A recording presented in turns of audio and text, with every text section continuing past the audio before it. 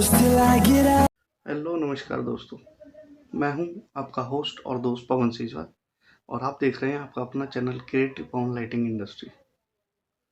तो दोस्तों, हर बार की तरह मैं इस बार भी आप लोगों के लिए एक बहुत ही बढ़िया वीडियो लेकर के आया हूं।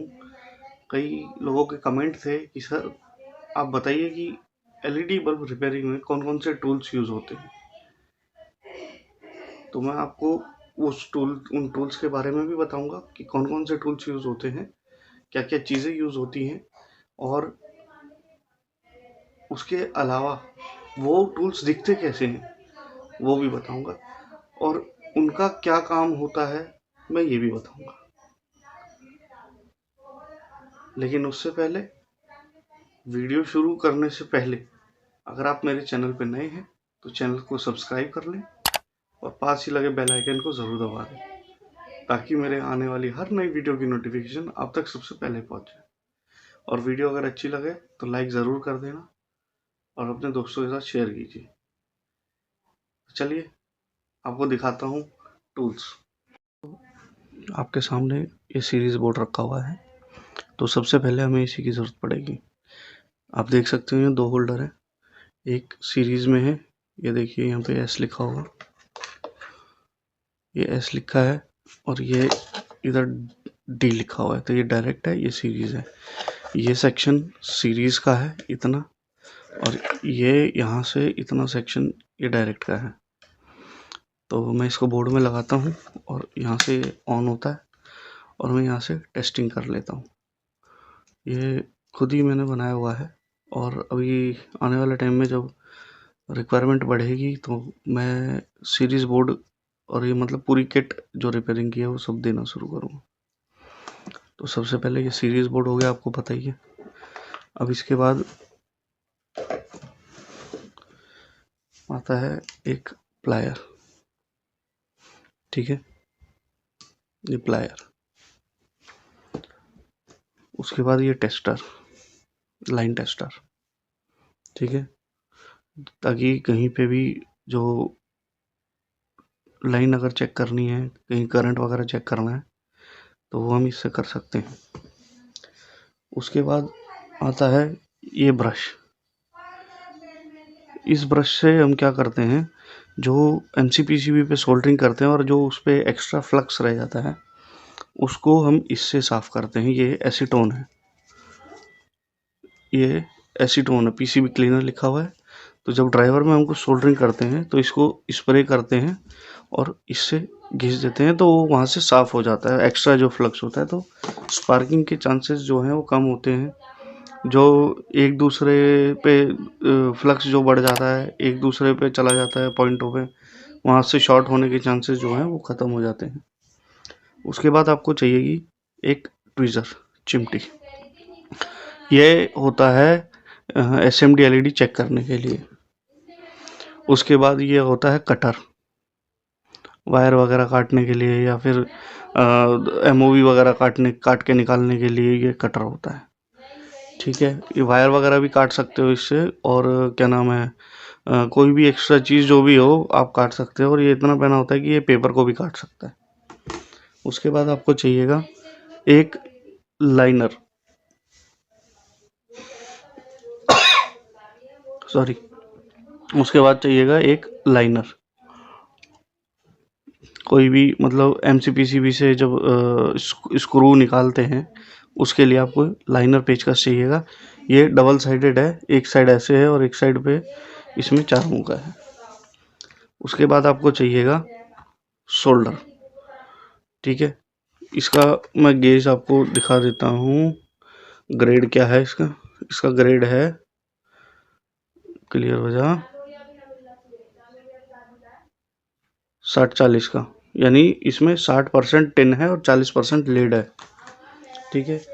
आपको चाहिएगा उसके बाद ये पेस्ट, फ्लक्स पेस्ट, ठीक है, ताकि सोल्डरिंग आपकी अच्छी हो जाए। उसके बाद आपको चाहिएगा आयरन, एक 25 वाट का और एक 60 वाट का। अब ये 25 वाट का और 60 वाट की आयरन का क्या सीन है मैं आपको बताता हूँ। 25 वाट की आयरन जो होती है वो, उससे हम सिर्फ एमसीपीसीबी या जो हमारी ड्राइवर पीसीबी होती है, वहाँ से सोल्डरिंग का काम करते हैं, कंपोनेंट चेंज करते हैं। ये 25 वाट का काम है। 60 वाट का काम होता है एक्चुअली बल्ब में जो पीछे सोल्डरिंग होती है, जो आई जो बनी होती है, जो होल्डर की तरफ जाती है B22 में, उसमें वो 2080 का होता है। जैसे मैंने अभी आपको ये दिखाया था, ये 60-40 ग्रेड है, तो यानी 60% इसमें टिन है और 40% इसमें लेड है। उसमें 20% टिन होता है और 80% लेड होता है। तो उसमें क्या होता है कि जब आप सोल्ड करते हो तो वो एकदम पानी पानी नहीं होता, तो 25 वाट की आयरन वहाँ पे नहीं काम करती। तो वहाँ के लिए वहाँ हीट ज़्यादा चाहिए होता है ऐसे में, क्योंकि उसमें टिन कम है, लेड ज़्यादा है, तो लेड को जो मेल्ट करने के लिए वह उसको हाई टेम्परेचर लेना पड़ता है। अब होता क्या है कि जो लेड है उसका मेल्टिंग पॉइंट ज़्यादा होता है, तो 25 वाट की आयरन आपको ज़्यादा देर रखनी पड़ेगी। आपका काम जो है वो स्लो हो जाएगा, क्योंकि जब तक वो प्रॉपर हीट नहीं होगा आप उसको छुटा नहीं सकते जल्दी से। तो उसके लिए आपको 60 वाट की आयरन यूज़ करनी पड़ेगी, ठीक है। क्योंकि मेल्टिंग पॉइंट जब ज़्यादा हो जाएगा तो 25 वाट की जो आयरन है वो ठीक से उसको प्रॉपरली मेल्ट नहीं कर पाएगी, और ना ही आप फिर ड्राइवर निकाल पाओगे। और जब ज़्यादा मेल्टिंग आपको अब 25 वाट का ज़्यादा देर रखोगे, उससे जो हीट है वो वायर के थ्रू चल करके आपके एमओवी में जाएगी, और क्या नाम है, आपके ट्रैक तक जाएगी, और रेजिस्टेंस तक जाएगी। अगर रेजिस्टेंस सही भी होगी तो वो भी ख़राब हो जाएगी उससे, क्योंकि हीट होके अंदर वो ब्लो हो जाएगी, मतलब जल जाएगी, ठीक है। और लाइफ जो रेजिस्टेंस की है वो भी कम हो जाएगी। एमओवी की लाइफ है, क्योंकि वो एक ही ट्रैक पे होते हैं, वो भी हीट होगा तो वो उसकी भी लाइफ कम हो जाएगी। तो इसीलिए इन चीज़ों को थोड़ा सा टेक्निकली आप यूज़ करें। और इसमें जो यूज़ होने वाले जो कंपोनेंट है मैं आपको बताता हूँ। नॉर्मली जो बल्ब रिपेयर होते हैं तो इसमें एमओवी लगती है दो तरीके की, एक 7D511, 7D471, और कैपेसिटर वगैरह लगते हैं। सबके अपने अपने कैपेसिटर होते हैं, हर एलईडी बल्ब के हिसाब से कैपेसिटर चेंज करते हैं। यूनिवर्सल जो कैपेसिटर होता है वो 47 यूएफ और 100 वोल्ट होता है, या 68 यूएफ 100 वोल्ट होता है, या 100 वोल्ट 100 यूएफ होता है, ठीक है। अब होता क्या है कि इसके अलावा फ्यूज रेजिस्टेंस लगती है क्वार्टर हाफ वॉट और 1 वॉट की, ठीक। उसके बाद एमसीपीसी भी लगती है, आरसी ड्राइवर लगते हैं, मिनी ड्राइवर लगते हैं आईसी वाले। उसके बाद कई बारी क्या नाम है, आप एमसीपीसी भी चेंज करनी पड़ती है रिपेयरिंग में, तो उसमें आपको वहाँ पे पेस्ट भी लगता है, हीट सिंक पेस्ट या हीट सिंक एडेसिव भी लगता है।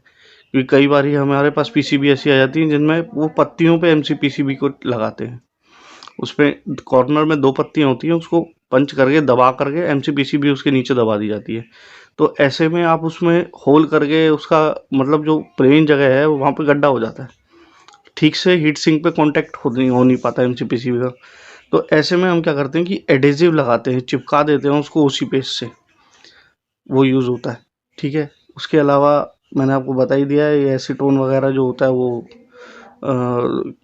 जो आपकी फिनिशिंग के लिए होता है, ताकि आपके टाँके अच्छे लगे। और टाँका लगने के बाद जो फ्लक्स है उसको हटाने के लिए एसीटोन लगाया जाता है। और इसके अलावा कभी कभी हम जो है जब नहीं होता B22, या उसकी आई ख़राब हो जाती है, टूट जाती है, तो हमें B22 चेंज करनी पड़ती है, तो पंचिंग मशीन की ज़रूरत पड़ती है। पंचिंग मशीन आपको सबको आप सब लोगों को पता होगी, जैसे जो जो एलईडी बल्ब का काम एलईडी बल्ब बनाना जानते हैं। तो आई होप दोस्तों आप लोगों को वीडियो अच्छी लगी होगी, और जो भी आपने टूल्स देखे हैं सबकी जानकारी भी आपको मिल गई होगी। और वैसे तो मैं साथ साथ बता ही रहा था कि और क्या क्या चीज़ें लगती हैं, जैसे कंपोनेंट्स के बारे में भी मैंने आपको बताया, चाहे वो एमसीपीसीबी में यूज़ होने वाले हों, चाहे ड्राइवर में यूज़ होने वाले हों, चाहे आपका सोल्डरिंग के लिए यूज़ होने वाला हो, मैंने आपको सब बातें बताई।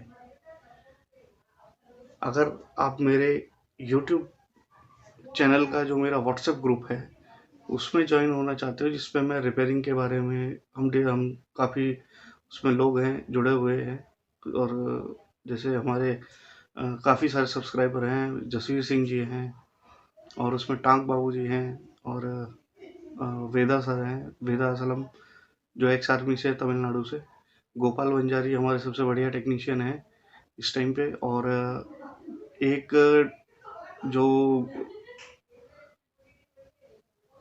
हैदर जी हैं वो हैं, काफ़ी लोग हैं जो जुड़े हुए हैं। और उस अगर आप भी उस व्हाट्सएप ग्रुप से जुड़ना चाहते हैं, क्योंकि उसमें क्वेरी आती है, मेरा मकसद ये है कि अगर आपको कोई चीज़ नहीं समझ आ रही तो आप पूछ लीजिए। अगर बाई चांस वही प्रॉब्लम, सेम प्रॉब्लम कोई और बंदा फेस करेगा आगे फ्यूचर में, तो उसके पास उसका सॉल्यूशन पहले से होगा। इसलिए मैंने वो व्हाट्सएप ग्रुप बनाया है। अगर आप भी उस ग्रुप से भी जुड़ना चाहते हैं तो नीचे डिस्क्रिप्शन में मैंने उसका लिंक दिया हुआ है, आप वहाँ से वो ग्रुप ज्वाइन कर सकते हैं। और वहाँ पे आने वाली हर नई वीडियो, मतलब सॉरी, हर नई एलईडी बल्ब बिजनेस से जुड़ी हुई न्यूज़ मैं वहाँ पर पोस्ट करता रहता हूँ। जैसे कि अभी बजट के अंदर एलईडी बल्ब मैन्युफैक्चरिंग में जो प्राइस हाइक हुआ है कस्टम ड्यूटी को लेकर के, पहले 5% था, अभी 10% हो गया है। उसकी वजह से काफ़ी मार्केट के अंदर मंदी भी आई है, क्योंकि सामान महंगा हो गया है और जो रेट हैं बल्ब के वो आगे बढ़ने वाले हैं। एक बहुत ही नामी कंपनी है जो कर्जे में डूब गई है और कर्जे में डूबने की वजह से वो बिक रही है। मैं उसका नाम डिस्क्लोज नहीं करूँगा। देखिए, हर कंपनी को दिक्कत होती है जब उनका नाम होता है, और वो नाम जब खराब होने लगे तब अच्छा नहीं लगता। तो अगर आपको जानना है तो आप व्हाट्सएप ग्रुप से जुड़ जाइए, वहाँ पे मैंने न्यूज़ पोस्ट कर रखी है, मैं दोबारा पोस्ट कर दूँ आप लोगों के लिए। तो नेक्स्ट वीडियो तक के लिए जय हिंद, जय भारत।